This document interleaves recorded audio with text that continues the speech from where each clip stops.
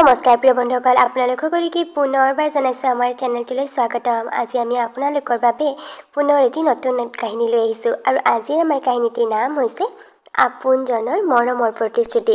আশা কৰিছোঁ ভিডিঅ'টো চাই আপোনালোকৰ ভাল লাগিব। তেন্তে আহকচোন এতিয়া আমি কাহিনীটিৰ মাজলৈ আগবাঢ়ি যাওঁ। পাপা মই বিমানৰ অবিহনে বেলেগৰ লগত বিয়াত বহাৰ কথা চিন্তাও কৰিব নোৱাৰোঁ। মই বিমানক বহুত বেছি ভাল পাওঁ, গতিকে বিয়াত বহিলে মই কেৱল বিমানৰ লগতে বহিম। মা, তুমিয়ে পাপাক বুজোৱাচোন। পাপাই কথাবোৰ কিয় বুজিবলৈ চেষ্টা কৰা নাই বাৰু? হেৰি, এবাৰ নহ'লে আপুনি বুজি চাবলৈ চেষ্টা কৰিব পাৰে। তাই এতিয়া বেলেগৰ লগত বিয়াত নবহোঁ বুলি ঠিক কৰিয়ে পেলাইছে যেতিয়া উপায়তো নাই। মনে থাকা তুমিয়ে এনেকুৱাবিলাক কথা কৈ কৈ তাইক কতদিনে মূৰৰ ওপৰত তুলিলা। আগৰে পৰা তাইক আমি সদায় সেইটোকে কৰিবলৈ দিছোঁ যিটো তাই কৰিব বিচাৰিছে, কিন্তু এইবাৰ নহ'ব। এইবাৰ তাইৰ মন মানি কৰিবলৈ মই নিদিওঁ। বহুত হৈ গ'ল, একেবাৰে সীমা চেৰাই গৈছে তাই। আগতে তাইক বাধা দিয়াহেঁতেন তাই আজি বিমানৰ নিচিনা ল'ৰা এটাৰ কাৰণে আমাৰ লগত এনেকৈ তৰ্ক বিতৰ্ক নকৰিলেহেঁতেন। মইতো বাৰু বিজনেছৰ কামত ব্যস্ত থাকোঁ, কিন্তু তুমিতো এইবোৰ কথা গম পাইছিলা চাগে আগৰ পৰাই। তেতিয়াই তুমি তাইক বাধা দিব নোৱাৰিলা। তাইক ইমানখিনি আগবাঢ়িবলৈ কিয় দিলা? চব তোমাৰ কাৰণে হৈছে, কিন্তু এইবাৰ নহ'ব। এইবাৰ এইখন ঘৰত সেইটোৱে হ'ব যিটো মই সিদ্ধান্ত লৈছোঁ, আৰু মোৰ এটা সিদ্ধান্ত, লিজাৰ বিয়া মোৰ বন্ধু তথা বিজনেছ পাৰ্টনাৰ বিমল দত্তৰ একমাত্ৰ ল'ৰা বিশ্বজিৎ দত্তৰ লগতে হ'ব। শুনিলা তোমালোকে? সেইটোৱেই এইখন ঘৰত মোৰ শেষ সিদ্ধান্ত। আৰু তয়ো কাণ খুলি শুনি ল মাজনী, তই তাৰ লগতে বিয়াত বহিব লাগিব, বুজিলি? সেই বুলি কৈ খঙত একেবাৰে লিজাৰ দেউতাক ৰুমৰ পৰা ওলাই গুচি গ'ল। মা পাপাই এনেকুৱাখন কিয় কৰিছে বাৰু? ইমান অবুজনৰ নিচিনা। পাপাই কিয় বুজি পোৱা নাই যে মোৰ একমাত্ৰ সুখ বিমানৰ লগতে আছে। মই বিমানৰ অবিহনে বেলেগৰ লগত বিয়াত বহাৰ কথা ভাবিবও নোৱাৰোঁ। সিমানকৈ কৈছোঁ, কিন্তু বুজিবলৈ চেষ্টাই নকৰে। বিমানত আমাতকৈ অকণমান দুখীয়া হ'ল বুলি পাপাই এনেকুৱা কৰিছে। মা, বিমান শিক্ষিত ল'ৰা এজন, পঢ়া শুনা কৰা, আৰু বৰ্তমান তাৰ ওচৰত ইমান ভাল কাম এটা নাথাকিব পাৰে, কিন্তু সেই চেষ্টা আৰু পৰিশ্ৰমৰ জৰিয়তে চাবাচোন, এদিন ভাল কাম এটা যোগাৰ কৰিব নিশ্চয় পাৰিব। গতিকে মা বুজোৱা না পাপাক তুমি। লিজা, তইচোন দেখিছই, মইচোন তোৰ মুখৰ আগতেই পাপাক বুজাবলৈ চেষ্টা কৰিলোৱেই, কিন্তু তইতো জানই তেওঁ কিমান জিদ্দি। এবাৰ এটা সিদ্ধান্ত ল'লে যেতিয়া এতিয়া আৰু তেওঁ সেই সিদ্ধান্ত কেতিয়াও সলনি নকৰে। গতিকে লিজা, সেইটোৱে ভাল হ'ব, তই যিমান সোনকালে পাৰ বিমানৰ পৰা আঁতৰি আহ। পাপাই চাগে এইফালে বিশ্বজিতৰ লগত তোৰ বিয়াৰ যা যোগাৰ লাগিবই। গতিকে তই বিমানৰ ওচৰৰ পৰা আঁতৰি অহাটোৱে সকলোৰে বাবে মংগল হ'ব। তাৰমানে এতিয়া মায়ো, কিন্তু মই এনেকুৱা নকৰোঁ। মই আঁতৰি নাহোঁ বিমানৰ পৰা। মই বিমানৰ লগতে বিয়া হ'ম, লাগিলে বিমানৰ লগত পলাই গুচি যাম।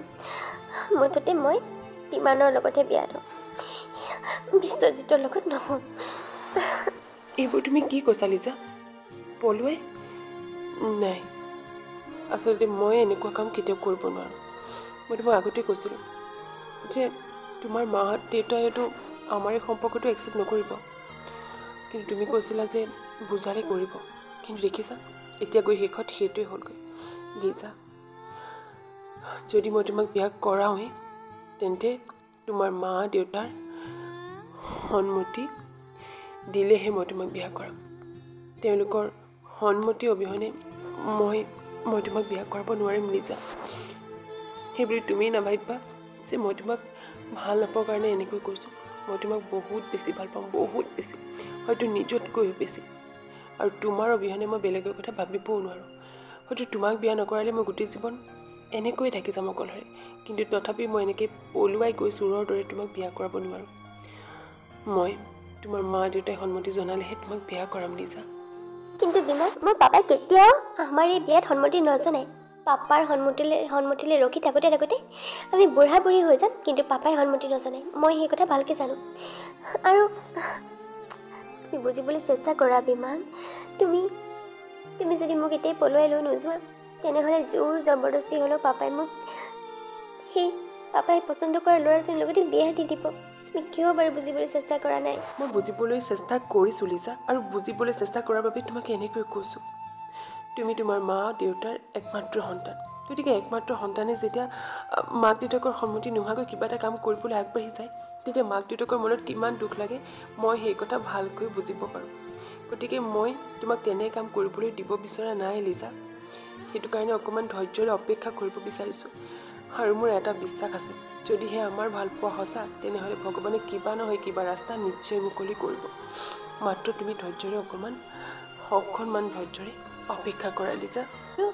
আৰু যদি ধৈৰ্যৰে অপেক্ষা কৰোঁতে কৰোঁতে পাপাই মোক বিশ্বজিতৰ লগত বিয়া দি দিয়ে, তেতিয়া কি কৰিবা তুমি? তেতিয়া সেয়া ভাগ্য বুলি মানি ল'ম লিজা। কিন্তু তোমাক বিয়া দি দিলে বুলি যে মই তোমাক পাহৰি থাকিম, তেনেকুৱা কেতিয়াও হ'বলৈ নিদিওঁ। কাৰণ মই গোটেই জীৱন তোমাকেই ভাল পাই থাকিম, সেয়া মোৰ প্ৰতিশ্ৰুতি। আৰু তোমাৰ বাবে গোটেই জীৱন অপেক্ষা কৰিম। তাৰ পাছতো লিজাই বহুত দেউতাকক বুজাবলৈ চেষ্টা কৰিছিল, কিন্তু দেউতাকে নুবুজিলে। আৰু এইফালে তেওঁ পচন্দ কৰা ল'ৰাজনৰ মাক দেউতাক ল'ৰাজনক মাতি প্ৰায় লিজা আৰু বিশ্বজিতৰ বিয়া যেন ঠিকেই কৰি পেলালে। তেনেহ'লে এতিয়াৰ পৰা আমি বিয়নী হ'ল বাৰু। সঁচাই মোৰ কিন্তু খুব বেছি ভাল লাগিছে যে মোৰ বন্ধুৰ ছোৱালী এতিয়া আমাৰ ঘৰৰ বোৱাৰী হ'বগৈ। মানে আমাৰ এতিয়া বন্ধুত্বৰ সম্পৰ্ক শেষ হৈ এতিয়া আমাৰ এটা নতুন সম্পৰ্ক আৰম্ভ হৈছে, আৰু সেইটো হৈছে বিয়ৈৰ সম্পৰ্ক। তাকেই মইতো বিৰাট বেছি সুখী। তেনেহ'লে অহা মাহৰ 25 তাৰিখটো একদম ফিক্স। সেইটো দিনেই সকলোৱে ইমান ভাল হ'ব বুলি কৈছে যেতিয়া, সেইটো দিনতে আমাৰ ল'ৰা ছোৱালীহালৰ বিয়াখন হ'ব। কি মা, 25 তাৰিখে? অহা মাহৰ 25 তাৰিখে মোৰ বিয়া? মা মই কিমান বুজাম তোমালোকক, যদি সঁচাকৈ এইখন বিয়া হৈ যায় তেনেহ'লে গোটেই জীৱনটো তোমালোকে মোৰ বৰবাদ কৰিছা বুলি ধৰি ল'বা। কাৰণ মই বিমানৰ অবিহনে আন বেলেগৰ লগত সুখত থাকিব নোৱাৰোঁ। মা, ইমানকৈ কোৱাৰ পিছতো তোমালোকে এবাৰো মোৰ সুখৰ কথা চিন্তা কৰি চোৱা নাই, কেৱল নিজৰটোতে লাগি আছা। মাজনী, ইমানকৈ কোৱাৰ পিছতো দেউতাই বুজি নাপায় যেতিয়া, তই এতিয়া ইয়াকে তোৰ ভাগ্য বুলি মানি ল, আৰু বেলেগ একো উপায় নাই। গতিকে এতিয়া যিমান পাৰ তই নিজকে বিয়াৰ বাবে সাজু কৰ, সেয়া তোৰ কাৰণে মংগল হ'ব। দাদা, মই জানো তোৰ মনটো আজি খুব বেছি বেয়া লাগিছে। যেতিয়াৰে পৰা তই লিজাবাৰ বিয়া ঠিক হোৱাৰ খবৰটো পাইছ, তেতিয়াৰ পৰা একেবাৰে ভাগি পৰিছ। কিন্তু লিজাবাইতো তোৰ লগত পলাই আহিম বুলিও কৈছিল, তই কিয় মানি নললি এইটো কথা? কিনো কৰিবি, হয়তো এয়াই আমাৰ ভাগ্য।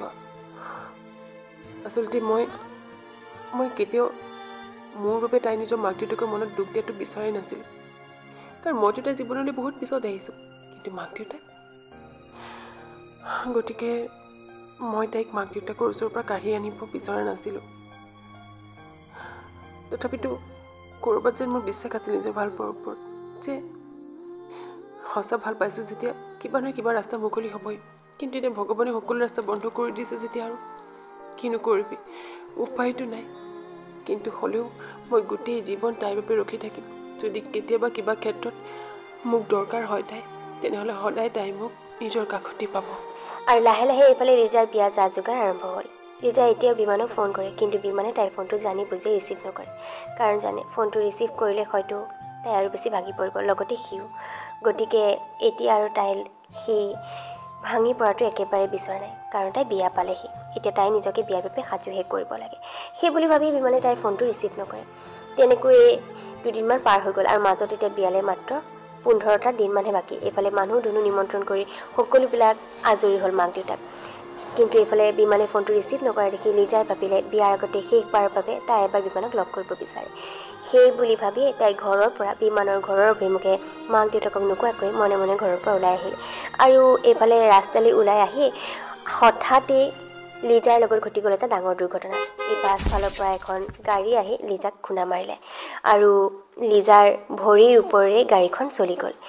লৰালৰিকৈ তাৰ ওচৰৰ মানুহবিলাকে লিজাক হস্পিটেলত ভৰ্তি কৰিলে, আৰু তাৰপিছতে মাক দেউতাকে খবৰটো পাই মাক দেউতাক হস্পিটেললৈ দৌৰি গ'ল। ডক্টৰ, আমাৰ ছোৱালী লিজা বৰ্তমান ক'ত আছে? কোনোবাই মোক ফোন কৰি খবৰ দিছিল ইয়াতে তাইক ক'ৰবাত এডমিট কৰোৱা হৈছে বোলে। লিজা ক'ত আছে ক'ব নেকি আমাক? এক মিনিট ধৈৰ্য ধৰক আপোনালোক তাৰমানে লিজাৰ মাক দেউতাক। এই অলপ দেৰি আগতে এক্সিডেণ্টৰ কেছটো যে নহয় জানো, তেখেতক ইমিডিয়েট অপাৰেশ্যন থিয়েটাৰত ভৰোৱা হৈছে। তেখেতে ভৰিত বহুত বেছি বেয়াকৈ আঘাত পাইছে গতিকে ইমিডিয়েট ভৰিৰ অপাৰেশ্যন কৰিব লাগিব আৰু এটা কথা হয়তো অপাৰেশ্যনৰ পিছত তাইৰ দুয়োখন ভৰিয়ে একেবাৰে অকমিলা হৈ পৰিব কাৰণ ইনফেকশ্যন ৰখাবৰ বাবে আমি ভৰি কিছু অংশ হয়তো কাটিবলগীয়া হ'ব পাৰে গতিকে ক্ষমা কৰিব আপোনালোকক আগতীয়াকৈ এই কথাটো জনাই থৈছোঁ বাকী চিন্তা কৰিবলগীয়া বিশেষ একো নাই বাৰু ডক্টৰৰ কথাকেইষাৰ শুনি যেন লিজাৰ মাক দেউতাক একেবাৰে বুকুখন ফাটি চিটি যাব তেনেকুৱা অনুভৱ কৰিলে তেওঁলোকে 15 দিনৰ পিছত একমাত্ৰ জীয়েক লিজাৰ বিয়া আৰু এতিয়া লিজাৰ লগত ঘটি গ'ল এনেকুৱা ডাঙৰ এটা দুৰ্ঘটনা আৰু এতিয়া ডক্টৰে ক'লে হয়তো অপাৰেশ্যনৰ পিছত গোটেই জীৱনৰ বাবে লিজাৰ ভৰি দুখনে আৰু কাম নকৰিব মা মই সেই পংগু ছোৱালীজনীক ভুলতো বিয়া নকৰাম গতিকে তুমি এতিয়া পাপাক পঠিয়াই দিয়া তেওঁলোকক হস্পিটেলতে খবৰটো দিয়া হওক যে আমাৰ এই বিয়া আমি কেঞ্চেল কৰিছোঁ সঁচাই খবৰটো পাই খুব বেছি বেয়া লাগিছে তাকে বোলো খবৰ এটা লৈ আহোঁগৈ বুলি ইয়ালৈ আহিলোঁ আৰু এটা খবৰ দিবলৈও আহিছোঁ আচলতে লিজাৰ লগত এতিয়া এনেকুৱা এটা ডাঙৰ ঘটনা ঘটি গ'ল কি কৰিব হয়তো ভাগ্যৰে লিখনে কিন্তু আমাৰ ল'ৰাই এটা সিদ্ধান্ত লৈছে যে লিজাৰ লগত সি তাৰ বিয়াখন কেঞ্চেল কৰিব বিচাৰিছে গতিকে পাৰিলে ক্ষমা কৰিব আমি এই বিয়াখন ভাঙিছোঁ আমাৰ ফালৰ পৰা আহিছোঁ দিয়ক মাক দেউতাকে বুজি পালে যে লিজাৰ ভৰি দুখনৰ বাবে তেওঁলোকে বিয়াখন এনেকৈ কেঞ্চেল কৰিলে এইবাৰ মাক দেউতাক আৰু বেছি ভাগি পৰিল বিশেষকৈ দেউতাক কি হ'ব এতিয়া বিয়ালে মাত্ৰ মাজত 15টা দিন বাকী আছিল আৰু চোৱাচোন আজি এতিয়া ক'ৰ পৰা কিখন হৈ গ'ল আমিতো ভাবিয়ে থকা নাছিলোঁ যে এনেকুৱা কিবা এটা হ'ব চোৱাচোন সুখৰ মাজত কেনেকৈ হঠাতে আহি দুখবিলাকে সেই দুখৰ ধুমুহাজাকে সকলো শেষ কৰি থৈ গ'ল এতিয়া মোৰ ছোৱালীজনীয়ে কি হ'ব পাৰে গোটেই জীৱনটো তাই এনেকৈ সকলোৰে কেনেকৈ পাৰ কৰিব আমি থকালৈকে বাৰু তাই আমাৰ লগতে আমি তাইৰ বাবে সকলো কৰিম কিন্তু আমি মৰি যোৱাৰ পিছত তাই কি হ'ব আৰু ভৰি দুখনৰ কাৰণে কোনো যদি তাইক বিয়া কৰাব নিবিচাৰে তেনেহ'লে আমি নোহোৱা হ'লে তাইৰ জীৱনটো অন্ধকাৰ হৈ পৰিবচোন কি হ'ব এতিয়া আমাৰ মাজনী কি হ'ব খুৰাদেউ খুৰী আপোনালোকে বাৰু নিজৰ মাক দেউতাক নহয় জানো বৰ্তমান তাই ক'ত আছে কেনে অৱস্থাত আছে মই তাই এক্সিডেণ্ট খবৰটো অলপ আগতে পাইছোঁ আৰু পাহি ইয়ালৈ দৌৰ মাৰি আহিছোঁ কওকচোন কেনে আছে তাই বৰ্তমান ঠিকে আছেনে বাৰু তাই ঠিকে আছে বাৰু বৰ্তমান তাই পিছে তাই ভৰি দুখনহে মানে তাইৰ ভৰি দুখন একেবাৰে অকামিলা হৈ পৰিল এতিয়া আৰু তাই নিজৰ ভৰিৰ ওপৰত কোনোদিন থিয় হ'ব নোৱাৰিব পিছে তুমি কোন কি তাই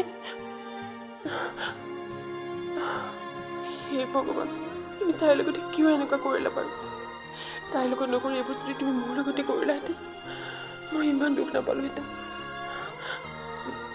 মই বিমান কৰি হয়তো মোৰ নামটো কেতিয়াবা লিজাৰ মুখত শুনিছে আপোনালোকে আজি আচলতে মই এলেহাৰ বাবে আপোনালোকে বেয়া নাপাব বা খঙো নকৰিব মই আচলতে লিজাক দূৰৰ পৰাই চাই গুচি যাম মই জানো 15 দিনৰ পিছত তাই বিয়া গতিকে মই তাই বিয়াৰ ক্ষেত্ৰত একেবাৰে একো দিগদাৰ কৰিব বিচৰা নাই মাত্ৰ এবাৰ তাইক চাবলৈহে আহিছোঁ তাইক দূৰৰ পৰা চাই মই গুচি যাম বিমান তাৰমানে তুমিয়ে বিমান যাক আমাৰ মাজনী বিমান তুমি মোৰ এটা কথা ৰাখিবানে তুমি আমাৰ মাজনীক বিয়া কৰাবানে কোৱাচোন কৰাবানে বিয়া আচলতে তাই বিয়া ঠিক হৈছিল যে তেওঁলোকে তাইৰ লগত বিয়াখন ভাঙিছে ইমান তাই ভৰি দুখন অকামিলা হৈ যোৱাৰ কাৰণে তেওঁলোকে তাইৰ লগত বিয়াখন ভাঙি পেলালে বিমান তুমি মাজনীক ভাল পাইছিলা নহয় তুমি এতিয়াও বাৰু তাইক ভাল পোৱা নে তুমি এতিয়াও তাইক বিয়া কৰাবলৈ ৰাজি আছানে কোৱা তাই এনেকুৱা দুৰৱস্থাৰ সময়তো তুমি তাইৰ লগ দিবানে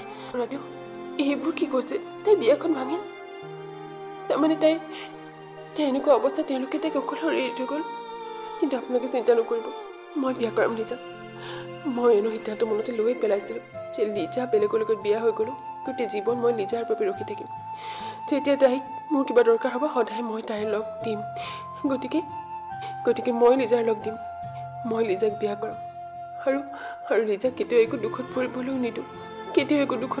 নিদিওঁ তাৰ কথাবোৰ শুনি লিজাৰ মাক দেউতাকৰ চকুলো ভৰি পৰিল। আচলতে যিজন ল'ৰাক দেউতাকে ইমান বেছি অপমান কৰিছিল, দুখীয়া বুলি, জীয়েকক বিয়া নিদিওঁ বুলি ভাবিছিল, অৱশেষত এতিয়া জীয়েকৰ বাবে এই বিপদৰ সময়ত জীয়েকৰ ওচৰত সি আহি থিয় হ'লে। আৰু লিজাই যেতিয়া এই সকলোবিলাক কথা গম পালে, প্ৰথমতে তাইৰ মনটো একেবাৰে ভাগি পৰিছিল যে তাই আৰু নিজৰ ভৰিৰ ওপৰত কোনোদিন থিয় হ'ব নোৱাৰে। কিন্তু তাতকৈতকৈ বেছি অকণমান হ'লেও তাই ভাল লাগিছিল, কাৰণ তাই এতিয়া গোটেই জীৱনটো বিমানৰ হৈ থাকিব পাৰিব।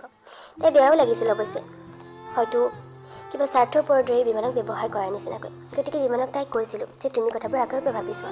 কিন্তু বিমানে এটা কথাই ক'লে যে বিমানে গোটেই জীৱনটো তাইৰ লগত কটাব বিচাৰে, তাইৰ লগত পাৰ কৰিব বিচাৰে। আৰু তাৰপিছতেই বিমান আৰু লিজাৰ বিয়াখন ধুমধামেৰে হৈ গ'ল। বিয়া হৈ লিজা বিমানৰ ঘৰৰ বোৱাৰী হৈ গুচি গ'ল। অৱশেষত সঁচা প্ৰেম কাহিনী এটাই সফল পৰিসমাপ্তি ঘটিল। তেন্তে বাৰু আমাৰ এই কাহিনীটো আপোনালোকে কেনেকুৱা লাগিল? যদিহে ভাল পালে তেন্তে প্লিজ ভিডিঅ'টো লাইক আৰু এটা কমেণ্ট কৰি দিব। আৰু যদি আপোনালোকে আমাৰ চেনেলত নতুন তেন্তে প্লিজ আমাৰ চেনেলটো ছাবস্ক্ৰাইব কৰি দিব। তেন্তে লগ পাম পুনৰ এটা নতুন ভিডিঅ'ৰ সৈতে। তেতিয়ালৈকে বাই বাই।